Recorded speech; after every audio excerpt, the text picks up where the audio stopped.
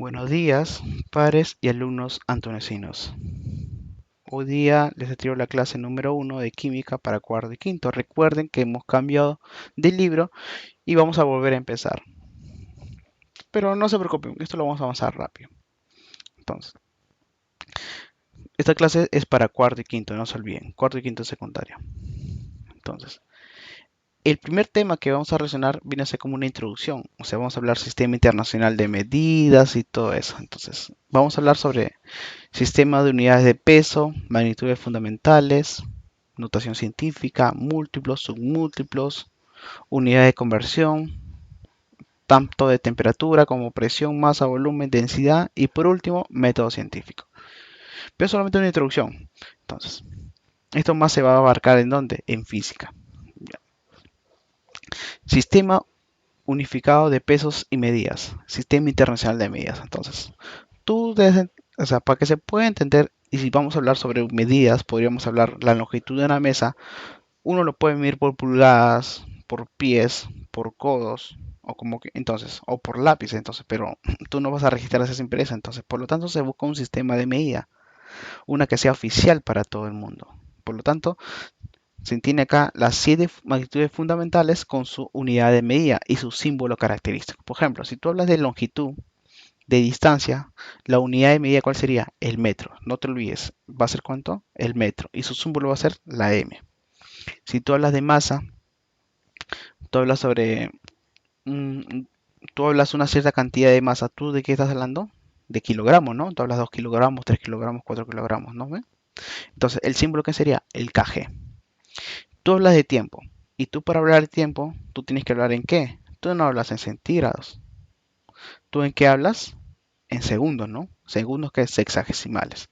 Y el símbolo, el unidad de medida, por tanto, es segundos y símbolo es S, ¿no? Claro. Temperatura, ¿en qué sería? En Kelvin. Intensidad de corriente eléctrica, amperio. ¿Cuál es su símbolo? La A. Intensidad luminosa, ¿qué sería? Candela. Y su símbolo sería el CD. Y la cantidad de sustancia que más usado en química sería la mol, ¿no? Unidad de medida mol y el símbolo sería mol. Entonces, ahora, de las magnitudes fundamentales, ¿qué se van a derivar? Las magnitudes derivadas, ¿no? Magnitudes derivadas. Por ejemplo, yo tengo la longitud. ¿Cuál es la unidad de medida? Metros. ¿Pero qué pasa si yo multiplico metros por metros? Tengo metros cuadrados. Por lo tanto, ¿qué sería? Un área, ¿no? Entonces, por lo tanto, recuerda que la unidad de medida se puede multiplicar. Y mira qué cosa, las magnitudes derivadas. Ya. Velocidad, por ejemplo, es espacio sobre tiempo. Espacio, ¿cuánto es? L, ¿no? Claro, L. ¿Y tiempo qué es? Tiempo que es t, pero está dividiendo abajo, por lo tanto sube arriba como t a la menos 1. Entonces sería L por t a la menos 1. Entonces, o si no, se puede entender que si quieres hablar por unidades de medida sería metros sobre segundos. Claro, eso que sería su unidad de medida de quién? De la velocidad. Ahora, hablemos de notación científica. Siempre cuando se trabaja con números, se trata que sea un número entero y lo demás con comas. Y se complica con 10. 10 por 6, 10 a la menos 6, 10 a la menos. Por ejemplo, tengo 4.570.000. ¿Cuánto sería? Fácil. La coma lo pongo después del 4, 4.57. Y de ahí comienzo a contar cuántos números hay después del 4. Hay 6, ¿no? Por lo tanto, ¿qué pongo? 4.57 por 10 a la 6. Y si tengo 0.00083, es igual. Pongo el 8 y pongo la coma. Ahora, comienzo a contar qué cosa. ¿Cuántos números hay después de la coma? Después de la coma cuenta. Hay 3 ceros, ¿no? Sí, 3 ceros. ¿Y cuántos números hay? 6. Entonces, por lo tanto, 6. 10 a menos. Eso no te preocupes, eso lo vamos a hacer después. Con los problemas te das cuenta más rápido. Múltiplos. Eso es importantísimo. Tienes múltiplos positivos y múltiplos negativos. ¿Qué quiere decir negativos? Que van a dividir a la materia. Múltiplos positivos que vas a multiplicar a la materia. Por ejemplo, yo te digo deca. Por ejemplo, tú tienes un sol. Y ahora yo te digo que tienes ahora 10 soles. Por lo tanto, tú tienes deca soles, ¿no? Por ejemplo, tienes una bolita. Ahora digo que tú tienes 100 bolitas. Por lo tanto, tú tienes hectobolitas. ¿Se entiende? Es más fácil todos. Tú tienes un gramo. Ahora yo te digo que tienes 1000 gramos, por lo tanto es kilogramos, ¿no? Claro. Ahora vamos con la parte que ustedes más manejan. Hablemos de los bytes. Yo tengo un kilobyte, ¿ya? ¿Cuántos? Entonces yo tengo, por lo tanto, 1000 bytes, ¿no? Ahora, si yo tuviera 1000 kilobytes, porque el kilo equivale a 10 a la 3, el mega es 10 a la 6, por lo tanto la diferencia entre ellos es 10 a la 3, que vendría a ser 1000. Si yo tengo 1000 kilobytes, ¿cuánto equivale? ¿Cuánto equivale? Un megabyte, ¿no? Claro. Y si yo tuviera 1000 megabytes, ¿cuánto equivale? Un gigabyte. Ahora, si yo tuviera 1000 gigabytes, ¿cuánto tendría? Un terabyte. Es lo que ahorita el almacenamiento en la computadora, ¿no? Un terabyte, ¿no? Ahora, si yo tuviera 1000 terabytes, ¿qué tendría? Un petabyte. Y si yo tuviera 1000 petabytes, ¿qué tendría? Un exabyte, ¿no? Claro. ¿Cuál es su símbolo?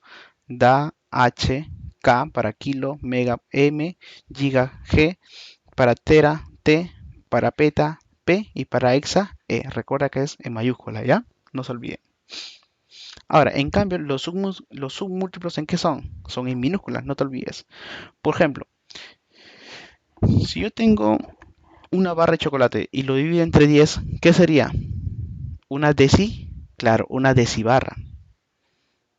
Y si lo divido entre 100, una centibarra. Otro ejemplo, yo tuviera un pastel, un centipastel, ¿qué sería? La séptima parte, la centésima parte, ¿qué? De un pastel, ¿no? Por lo tanto, se multiplica por 10, ¿qué cosa? En negativo. 10 a la menos 1 es deci, 10 a la menos 2 es centi. Ahora, yo tengo, digamos, vamos a ver un microscopio. Y para ver un microscopio necesito ver, mide un milímetro. ¿Qué significa un milímetro? De un metro, un milímetro significa 1000, un metro vas a partir de 1000 y un pedacito. Entonces sería 1000 veces más pequeño que un metro, ¿no? Claro. Y si yo te digo un micrómetro, se entiende que es 10 a la menos 6, 10 a la menos 6 metros, ¿no? Por lo tanto sería un millón, ¿no? Agarras un metro, lo divides en un millón y observas. Ese que sería un micrómetro. Por lo tanto, ¿cuál sería un nano? Un nanómetro, digamos un nano de un micro. El micro es 10 a la menos 6. El nano, ¿cuánto es? 10 a la menos 9. Por lo tanto, es 1000 veces más pequeño. 10 a la 3 veces más pequeño. Y del nano al pico, sería también 10 a la 3 más pequeño. Del pico al femto, también 3, 10 a la 3. Entonces, si te das cuenta, va aumentando de 10 a la 3, 10 a la 3, 10 a la 3, ¿no? Pero en este caso sería 10 a la menos 3, 10 a la menos 3, se va haciendo más pequeño. Y no se olviden que el angstrom es, ¿cuánto? 10 a la menos 10. No se olviden, por favor, ¿ya? Ahora, si se dan cuenta que eso se puede convertir, ¿no? Claro. Entonces, vamos a pasar de submúltiplos, vamos a pasar a la última línea. Bueno, la última columna, que sería unidad de conversión. Empecemos con longitud. Yo tengo un metro. ¿Cuánto equivale a un metro en centímetros? Fácil, ¿no? 100 centímetros, ¿no? ¿Y cuánto serían milímetros? 1000 milímetros, ¿no? Y en decímetros, 10 decímetros, ¿no? Está fácil, mi mismo nombre te lo hice. Un kilo, ¿cuánto equivale el kilo? 1000, ¿no? Un kilómetro equivale a ¿cuánto? 1000 metros. Un angstrom, ¿cuánto vale? 10 a la menos 10 metros, ¿no?